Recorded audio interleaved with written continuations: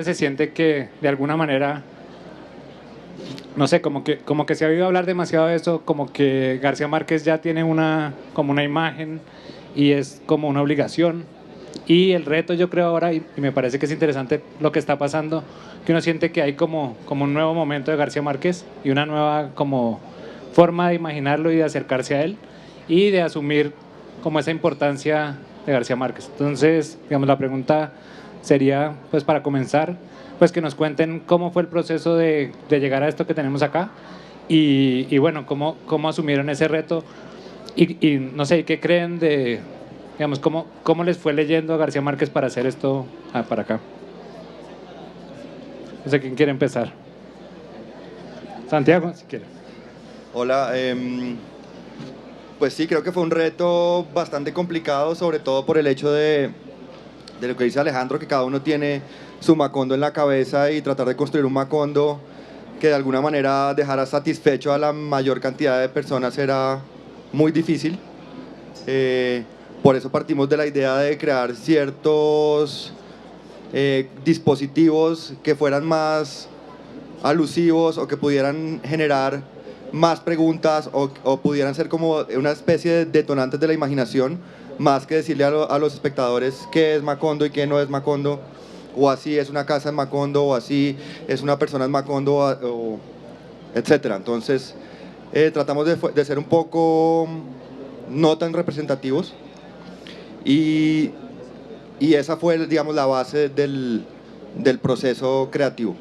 Y en particular, digamos, cuéntanos de algún dispositivo en particular en que tú trabajaste para entender cómo el proceso.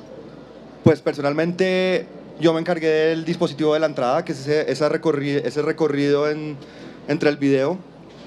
Y lo que hice fue hacer un viaje por el Caribe colombiano, un viaje, digamos, arqueológico, buscando ese lugar geográfico donde podría estar Macondo. A partir de las referencias de la literatura de Gabo.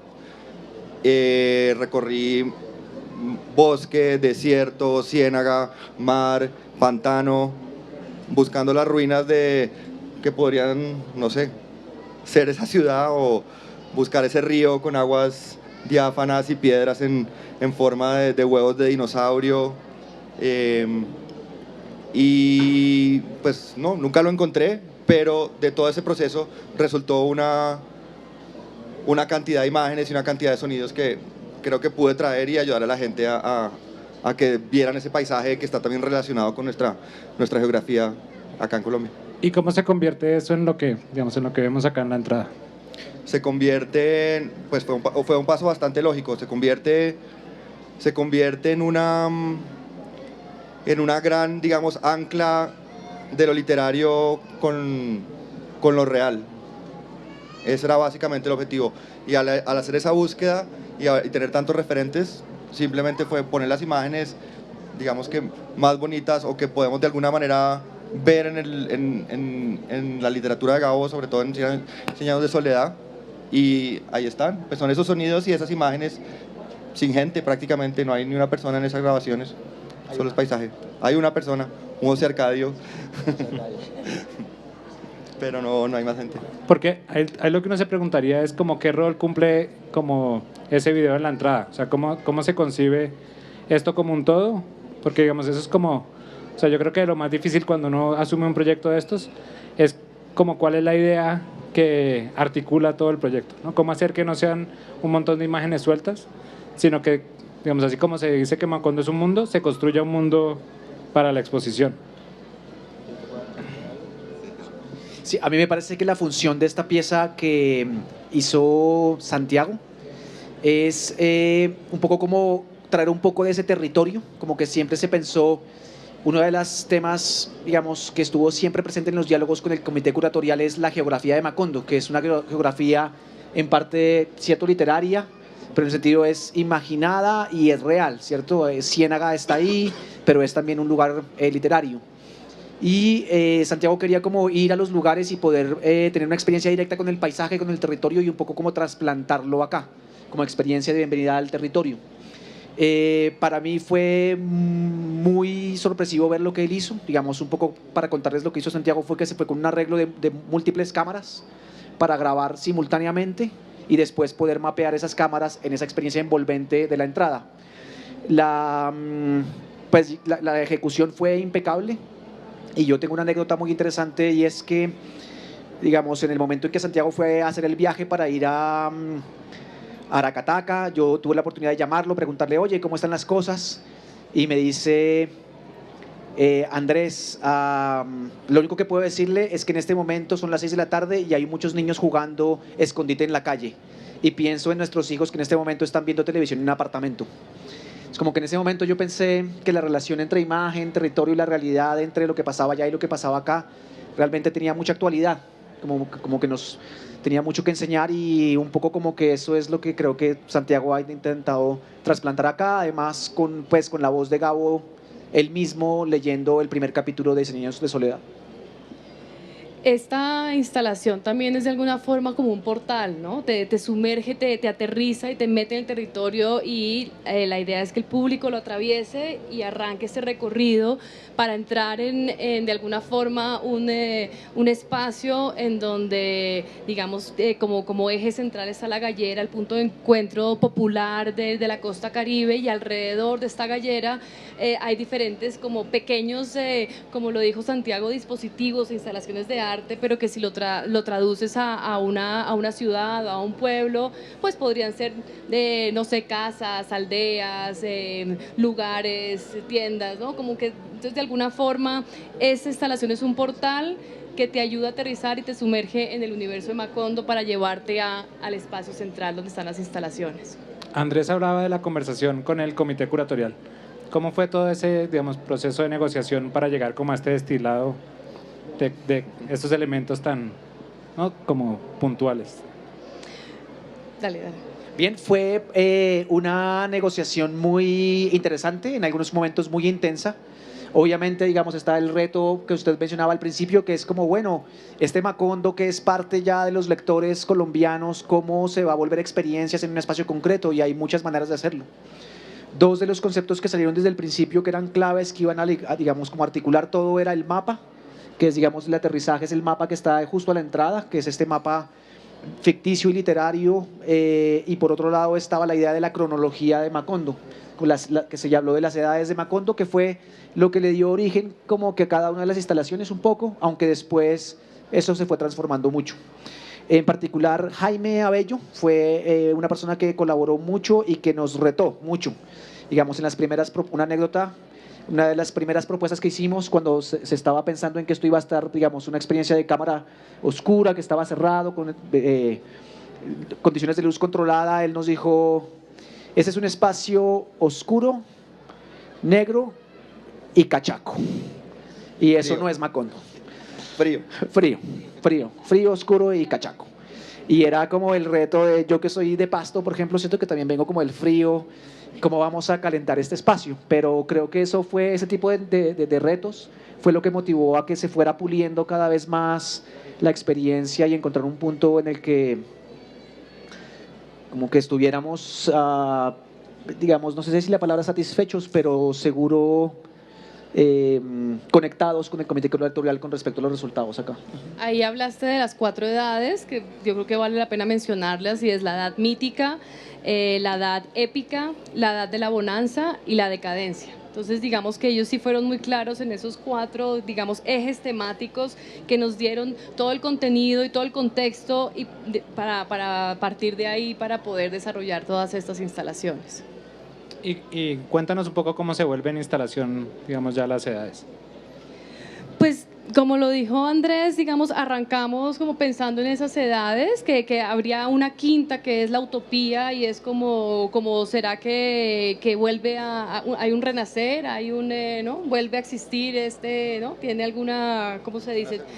Hay alguna segunda oportunidad, entonces hay una quinta, entonces digamos que partimos de estas 5 momentos y tratamos de alguna forma de aterrizarlos con estos detonadores artísticos, y como lo dijo Andrés, pues se fueron transformando, pero digamos que, por ejemplo, el de la instalación de los grandes inventos, parte un poco de la edad mítica, ¿no? De cómo es el inicio de Macondo y cómo al inicio de este Macondo llegan los gitanos y empiezan a llegar estos grandes inventos, o no grandes, pero estos inventos, empiezan a llegar todas estas elementos del exterior, del mundo exterior, que empiezan a llegar a Macondo y empiezan a maravillar a la gente. Entonces inicia desde todo este eje temático mítico, pero a medida que fuimos desarrollando la instalación, ya no fueron solamente los inventos que traen los gitanos, sino todo el desarrollo moderno del mundo entero en que empieza a llegar. Entonces ya no es solamente las curiosidades, sino también llega pues toda la modernidad, como el telégrafo, el gramófono, el tren, el avión, ¿no? Entonces digamos que inicia como la edad mítica, pero se empieza a extender y amarrar otras edades y otras cosas. Por ejemplo, la instalación de sonido de Camilo Zanabria, que es uno de los artistas invitados que trabajó con nosotros, se llama Radiofónica, y esta, por ejemplo, amarra toda la edad épica, la violencia en Macondo, la violencia en Colombia, la violencia en Latinoamérica. Inicia como eso, pero ya el momento en que Camilo empieza como a investigar y a meterse un poco, a sumergirse en todo este periodo, digamos, épico y de violencia de Macondo, se encontró también con este universo literario de Gabriel García Márquez. Entonces amarra un poco con todo el diluvio universal y el diluvio que arrasa Macondo, y así es como termina, por ejemplo, la obra épica. Entonces empiezan de alguna forma a cruzar estas edades que nos dieron como una pauta inicial para inspirarnos. Y como en el trabajo concreto, por ejemplo, en la instalación que está acá, en la que remite a las bananeras. ¿A espejismo? Sí. Espejismo, pues como lo acabas de mencionar, amarra un poco la edad de la bonanza. Entonces la idea era reflejar un poco todo este momento de la bonanza bananera en Macondo y claramente en Colombia, y toda la masacre de las bananeras. Entonces digamos que inicialmente inicia con todo ese reflejo de la bonanza en Macondo, de cómo se da, cómo llega como el acordeón, la fiesta, el despilfarro del billete, o sea, cuando llega todo ese dinero a Macondo, cómo empieza a transformarse la sociedad en Macondo, y claramente cómo llega entonces se amarra con la épica, porque claramente cómo llegan los soldados, cómo llegan la guerra, cómo hay esa masacre de las bananeras, y finalmente cómo pues llega el diluvio y pues ¿no? queda Macondo en pausa y otra vez como de alguna forma en silencio y en esa aislado de todo el mundo. Entonces ese sí, ¿no? Ahí digamos que como lo dije, amarra toda la época o la edad de la bonanza, y en ese específico caso decidimos utilizar un poco los juegos ópticos, remitirse un poquito como al inicio del cine. Entonces el centro de la instalación es una planta de guineo que está rodeado de espejos, entonces hace alusión a esas grandes plataneras de las plantaciones de guineo en su momento. Y tienes también como varios visores en donde te acercas y tienes como 80 fotogramas que son fotomontajes de imágenes de archivos de diferentes fotógrafos que han fotografiado escenas colombianas, y te hacen alusión un poco a ciertas posibles escenas de ese momento en Macondo en específico. Que digamos, el caso en particular de las bananeras es un caso muy interesante para ver cómo pensamos nosotros a partir de las imágenes la historia de Colombia, ¿no? Como de alguna manera uno casi que tiene una imagen mucho más viva de las bananeras a través de 100 años de soledad que de documentos históricos o de la clase de historia, y que digamos para los que nos movemos en el mundo del arte también hay un referente muy fuerte que es como la obra de José Alejandro Restrepo, que de alguna manera también como que a partir de esa imagen construye, digamos, como una sensación y una relación que tenemos nosotros, sí, como con la historia y con todo el país. Yo no sé si Andrés nos quiera contar un poco digamos, como sobre la reflexión como de la imagen que tenemos, como a partir de las imágenes que nos hacemos, y también como a punto de partida al proyecto que hicieron. Bien, sí, pues lo que contaba Laura es muy interesante. Mira, mi aproximación personal al 100 años de soledad fue muy curioso, fue en el colegio. Yo tenía que hacer una investigación sobre la masacre de las bananeras.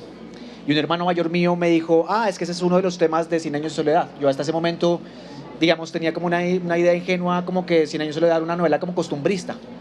Y fue como empecé a leer este libro y para mí me pareció que era, como usted dice, como que el documento, como la manera como está redactado, es tan fuerte y tan lúcida que se vuelve más fuerte que documentos históricos reales.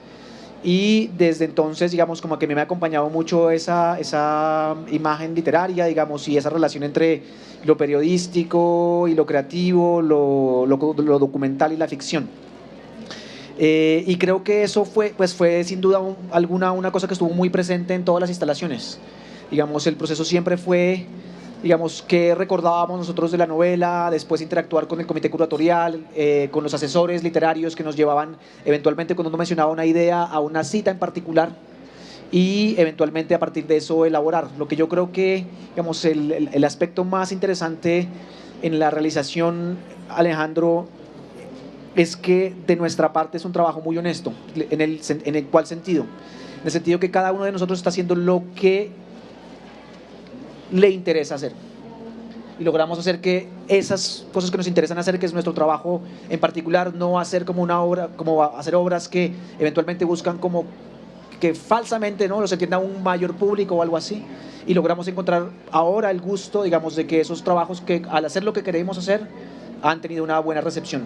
Y eso para mí es el aspecto más satisfactorio en este momento. Sí, hay una cosa que sí, que creo que es muy, sí, como que digamos que a mí me llamó mucha atención, que es que logra ser muy abstracto, ¿no? Como, sí, como que todas las piezas son muy abstractas y que, digamos, como siempre ha habido esa pregunta, como la del panel anterior, que era como llevar al cine a García Márquez, que al llevar el cine a García Márquez siempre tiene esa complejidad porque es muy difícil hacerlo, digamos, en este nivel de abstracción. Entonces que yo creo que, digamos, que acá el reto es muy diferente y yo creo que, digamos, que eso es muy emocionante en cada una de las estadías, que de todas maneras como que uno sienta la cercanía con el libro, pero de todas maneras que uno siente que de alguna manera son unas ideas puras, por decirlo así, ¿no? Sí, y para complementar eso, yo creo que, digamos, con lo que usted arrancó, digamos, como el peso que se tiene de que cada persona ha leído ya a 100 años de soledad, que tiene un Macondo en la cabeza, ya no se volvió como un peso, sino a la larga una ventaja. Porque la gente, yo lo que veo es que el lector está dispuesto a negociar esa imagen que tiene en su mente con las experiencias que se están, digamos, ofreciendo acá. No, yo creo que hay que también hablar de una cosa importante y es la forma, digamos, en general en que todos los colombianos nos tenemos que enfrentar a obras como 100 años de soledad. Creo que usted lo hablaba al principio y es un poco obligado, de alguna manera. Es algo que tiene que estar en nuestro ADN porque Gabo es nuestro premio Nobel y toca leer 100 años de soledad para poder ser una persona colombiana decente, de alguna manera o algo así. Y creo que esa relación que tenemos todos con 100 años de soledad, un poco obligada, también nos genera mucha crítica y muchos cuestionamientos y, por un lado, rechazos también hacia la obra. Creo que los jóvenes a veces sufren 100 años de soledad más que disfrutarlo. En mi caso fue así en el colegio. Yo creo que haber leído 100 años de soledad no fue realmente tan placentero. Y por ejemplo, no haber metido, también hablábamos de eso, no haber metido Mariposas Amarillas y tratar de entender toda la obra ya siendo un poco más maduro, releyéndola y tratando de buscar o tratar de ayudarle a las personas que la leyeron seguramente obligados como todos, y todo el mundo dice que ha leído 100 años de soledad en este país, pero muy seguramente la mayoría de las personas no se acuerdan sino de ciertas imágenes muy puntuales y vuelven siempre a las Mariposas Amarillas o esos referentes que siempre han estado como presentes y repetidos constantemente por los profesores de colegio o por las personas. Entonces digamos que sí, fue muy valioso lo que dice Andrés, poder buscar una manera, digamos, diferente darle a la gente la oportunidad de que llegara a un Macondo un poco, digamos, un poco más abstracto, más raro, más difícil de entender, menos obvio, que ese podría ser, sabiendo muy bien que ese podría ser el gran problema de este pabellón. Creo que al final de cuentas fue el gran acierto, no sé. Y lo otro que yo creo que es muy interesante es también cómo se funden todas las artes en lo que se hace acá, ¿no? Como que hay veces uno siente en el mundo del arte como cierta recriminación de que el arte es opaco, de que solo es para los que tienen cierto entrenamiento, pero uno ve aquí muy bien, digamos, cómo se funden estrategias de todas las artes y que de alguna manera uno siente que como lo que estaba pasando en paralelo en las distintas artes se puede juntar y puede conversar con, digamos, con un público muy amplio. Yo no sé, Laura, que nos... Sí, pues yo creo que eso fue, digamos, bien importante pues resaltar que venimos como de 13 gremios artísticos muy diferentes y pienso que ayudó a que esto realmente fuera como eso, como un conjunto de todas las artes, ¿no? Yo creo que nos complementamos muy bien, aunque estuvimos los tres siempre de la mano de los otros artistas invitados, estuvimos siempre como juntos en todo el concepto, en todas las cosas. Finalmente cada uno después cogió, ¿no? Las instalaciones de su gremio y las llevó a cabo. Entonces creo que eso es muy importante para lo que estás diciendo. Y además yo creo que también una de las cosas que siempre dijimos o que siempre se hablaron es que era una experiencia para el espectador, ¿no? No solamente un espacio contemplativo o un espacio explicativo o un espacio literal, sino realmente que generarle algo al espectador a la hora de estar al lado de esos pequeños momentos artísticos. Seguro, y digamos, para mí eso fue como en términos ya personales la parte más edificante de todo el proyecto, digamos, tener la oportunidad de interactuar con Laura y con Santiago, digamos, aprender de los sistemas constructivos con el cual está hecho la gallera en la cual estamos ahora, ¿cierto? Por ejemplo, el sistema constructivo en el que están sentados ustedes es un sistema constructivo que viene de la ópera italiana, en el cual siempre trabaja Laura, pero pues siempre queda, como es parte para diseño escenográfico, siempre queda escondido. Y pues para Laura fue como la oportunidad de sacarlo y hacerlo visible. Y es increíble cómo eventualmente un sistema que viene, ¿cierto?, de una tradición tan antigua, del teatro, de la ópera, se emplea para diseñar una gallera y eventualmente se ve tan natural.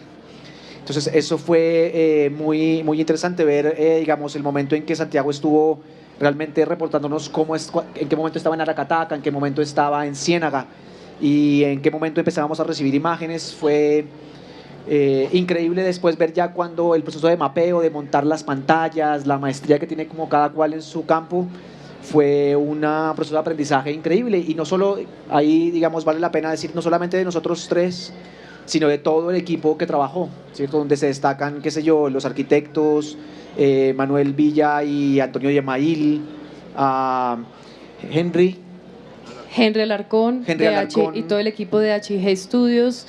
Está Camilo Sanabria, el artista sonoro. O dos personas que trabajaron conmigo directamente en el proyecto interactivo que yo desarrollé, que son George Legrady y Angus Forbes, que vienen de dos universidades en Estados Unidos. Y ver esa sinergia y como cada cual dispuesto a como colaborar y aportar realmente con lo que mejor sabe fue pues la parte más interesante para mí como desarrollador, como ¿cómo se dirá esto? Ensamblador de este espacio, sí. Y para cerrar, a mí la idea de la gallera me parece muy inquietante porque no sé si, o sea, como que de alguna manera me habla como de ese Macondo y de, digamos, como que eso que es posible en 100 años de soledad, pero que en alguna medida ya es imposible, ¿no? Como que yo siento que como que en el grupo que yo me muevo, como de lo más políticamente incorrecto, es una gallera, ¿no? Como que yo diría, bueno, si hiciera una gallera, va a haber luchas de gallos aquí, o sea, como vamos a celebrar a Macondo con una lucha de gallos en la Feria del Libro, ¿es posible?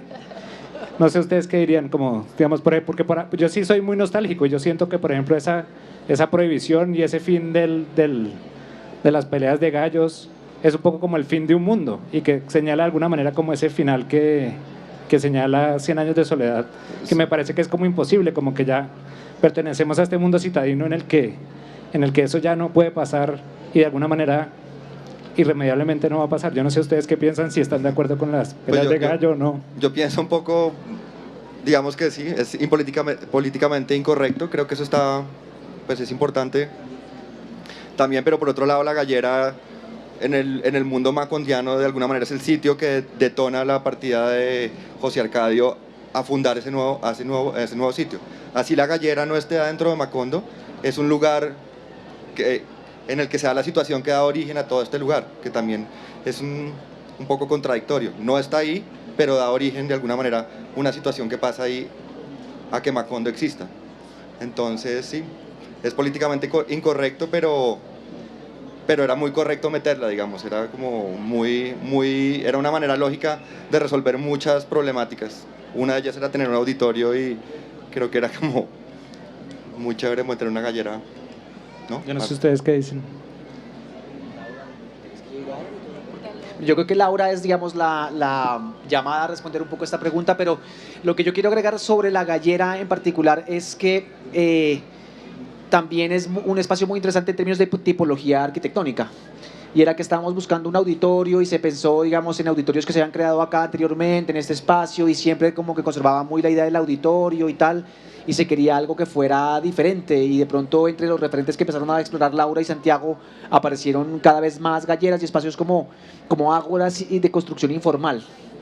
Y creo que eso como que detonó la idea de que este es el tipo de identidad que se quiere buscar para este espacio, y pues afortunadamente está con nosotros Laura, que sabe construirla.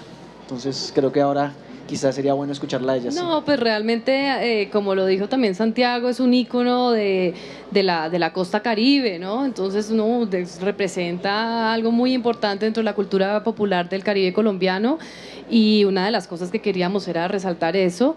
Además, no sé, pues, necesitábamos un auditorio para esto que está aconteciendo en este momento, para todas las charlas y todo esto, y como te lo dije en un momento, era el centro de punto de encuentro del pueblo, de toda esta, digamos, de alguna forma pequeño pueblo que armamos. Y no, pues eso es. No sé, a nivel constructivo, ¿querías que hablara algo? Podría ser, sí. Es que es realmente, o por lo menos yo quedé fascinado con el sistema constructivo de este espacio. Sí, no, pues el Sí, sistema constructivo… Okay, no tiene puntillas, no tiene un clavo. Básicamente todo ese proceso lo hice con HG Studios, con Henry Alarcón, que es con la persona y con el equipo de HG con el que siempre construyo todas las escenografías y todos los proyectos que asumo. Y no, pues básicamente es coger una gallera y cómo traducirla a esta forma de construir, que como lo dice Andrés, pues viene de la ópera italiana y de una forma de construcción muy antigua, y pues creo que lo logramos de la mejor manera. ¿Y se sostiene o no? Sí, ok, bueno. Bueno, yo no sé si alguien tenga alguna otra pregunta. ¿Cómo se nos?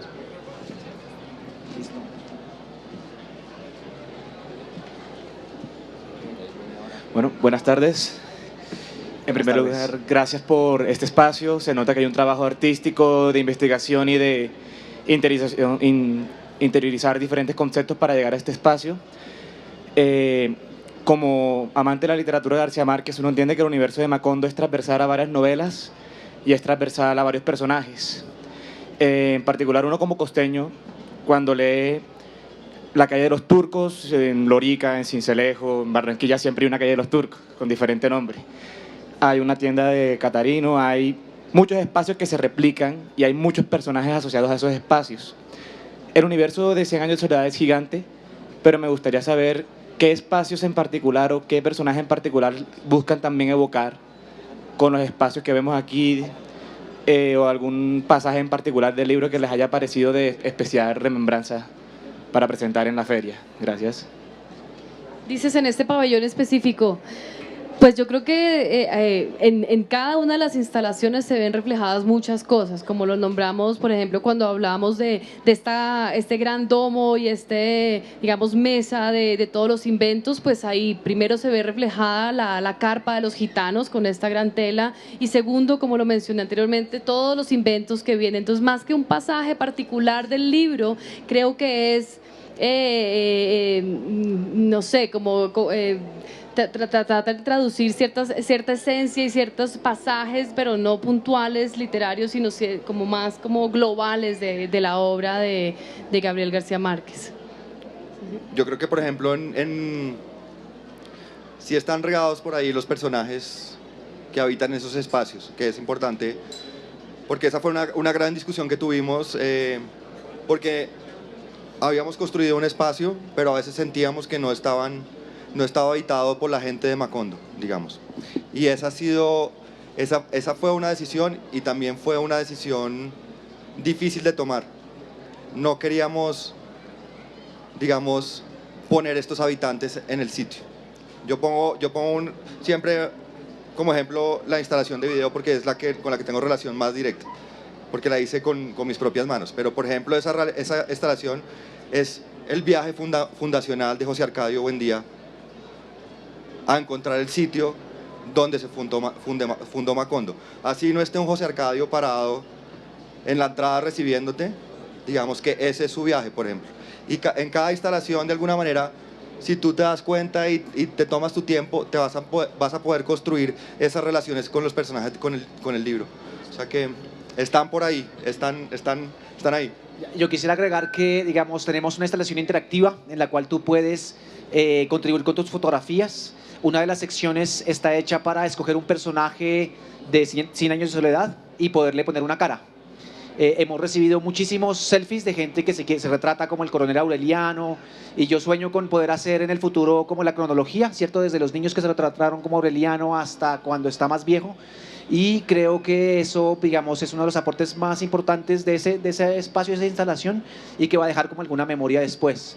Para la gente que no lo conozca, lo pueden, digamos, en sus celulares cargar la página macondo.net.co y pueden contribuir con fotografías y ojalá darle cara a los personajes de 100 años de soledad, entre otras novelas. Ajá. Bueno, nos toca cerrar. Muchas gracias a los artistas y al Gracias, público. Alejandro. Muchas gracias.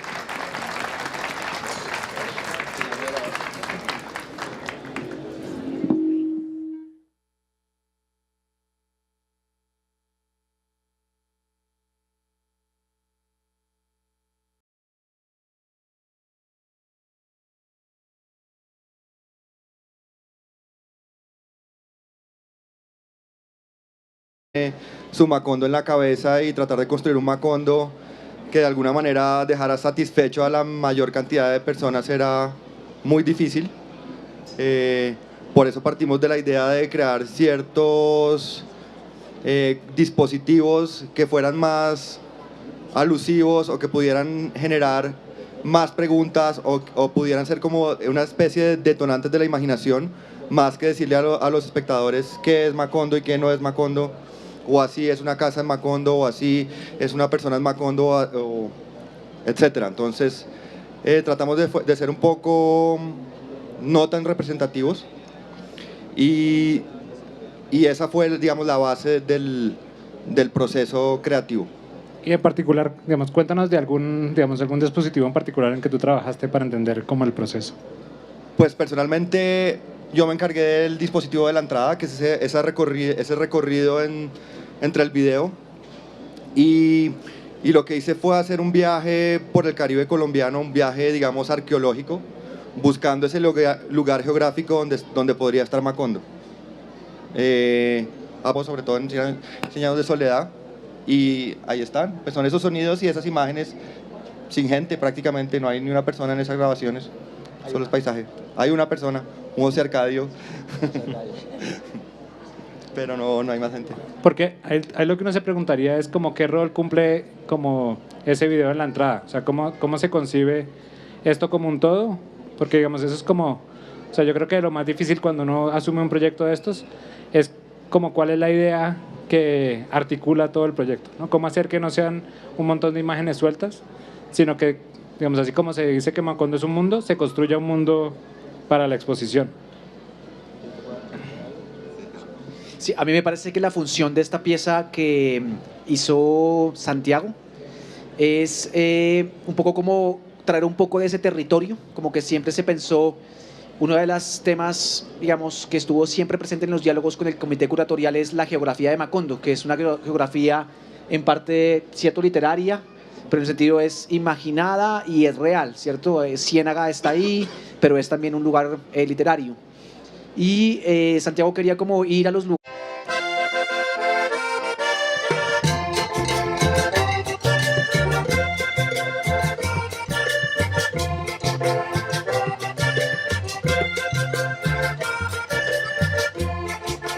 Se siente que de alguna manera, no sé, como que se ha oído hablar demasiado de eso, como que García Márquez ya tiene como una imagen y es como una obligación.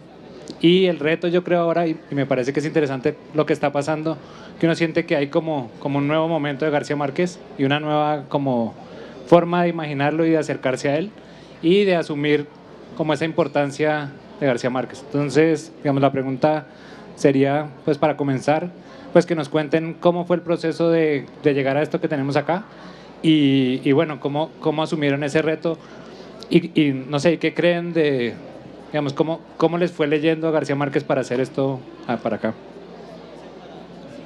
No sé quién quiere empezar. Santiago, si quiere. Hola, pues sí, creo que fue un reto bastante complicado, sobre todo por el hecho de lo que dice Alejandro, que cada uno tiene Lugares y poder tener una experiencia directa con el paisaje, con el territorio y un poco como trasplantarlo acá, como experiencia de bienvenida al territorio.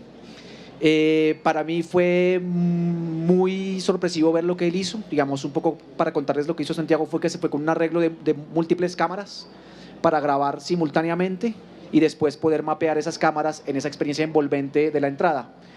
La ejecución fue impecable. Y yo tengo una anécdota muy interesante y es que, digamos, en el momento en que Santiago fue a hacer el viaje para ir a Aracataca, yo tuve la oportunidad de llamarlo, preguntarle, oye, ¿cómo están las cosas? Y me dice, Andrés, lo único que puedo decirle es que en este momento son las 6 de la tarde y hay muchos niños jugando escondite en la calle. Y pienso en nuestros hijos que en este momento están viendo televisión en un apartamento. Es como que en ese momento yo pensé que la relación entre imagen, territorio y la realidad, entre lo que pasaba allá y lo que pasaba acá, realmente tenía mucha actualidad, como que nos tenía mucho que enseñar y un poco como que eso es lo que creo que Santiago ha intentado trasplantar acá, además con la voz de Gabo, él mismo leyendo el primer capítulo de 100 años de soledad. A partir de las referencias de la literatura de Gabo, recorrí bosque, desierto, ciénaga, mar, pantano, buscando las ruinas que podrían, no sé, ser esa ciudad o buscar ese río con aguas diáfanas y piedras en forma de huevos de dinosaurio. Y pues no, nunca lo encontré, pero de todo ese proceso resultó una cantidad de imágenes y una cantidad de sonidos que creo que pude traer y ayudar a la gente a que vieran ese paisaje que está también relacionado con nuestra geografía acá en Colombia. ¿Y cómo se convierte eso en lo que, digamos, en lo que vemos acá en la entrada? Se convierte en, pues fue un paso bastante lógico, se convierte en una gran, digamos, ancla de lo literario con lo real. Ese era básicamente el objetivo. Y al hacer esa búsqueda y tener tantos referentes, simplemente fue poner las imágenes, digamos que más bonitas o que podemos de alguna manera ver en la literatura de Gabo.